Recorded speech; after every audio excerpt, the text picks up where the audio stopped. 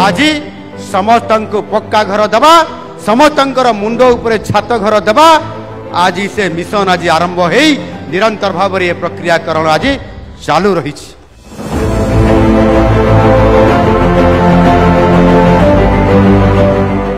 आगामी 3 वर्ष भितर 7,550 कोटी टंका आम सरकार खर्च करिवे एवं पाखापाखि आपंकर 60,000 घर अंतर्दय गृह योजना रे जुगई देबे।